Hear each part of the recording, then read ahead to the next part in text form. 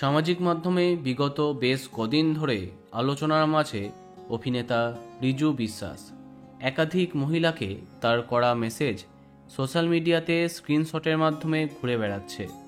You look good in sari এটা বলার সাথে খারাপ মন্তব্য করেছেন অনেককে। এই ঘটনা সামনে আসার পরে সাধারণ মানুষ থেকে তারকাদেরও মজা করতে দেখা যায়। এই সব কিছুর জন্য হতাশা আরও বেড়েছে অভিনেতার জীবনে। সংবাদ মাধ্যমে তিনি জানান, অনেক দিন তার চোখে ঘুম নেই।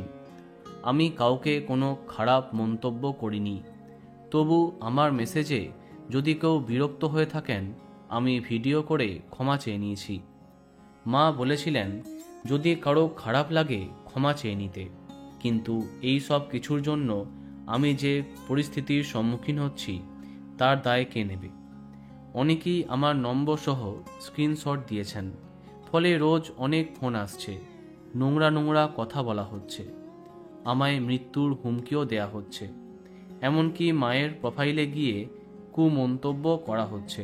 তিনি আরও জানান, আমায় তো যা ইচ্ছে বলা হচ্ছে, নারী পুরুষ কেউ বাকি থাকছেন না যে এমন অশালীন মন্তব্য করেছেন। তাদের শাস্তি কি, যেখানে আমার মাকেও ছাড়া হচ্ছে না? বলা বাহুল্য, মানসিকভাবে ভেঙে পড়েছেন অভিনেতা, ভবিষ্যৎ নিয়ে দিশেহারা। বন্ধুরা, ভিডিওটি এইটুকুই। বাংলা বিনোদনের অন্যান্য খবর পেতে সাবস্ক্রাইব কারেন্ট পজ। ধন্যবাদ।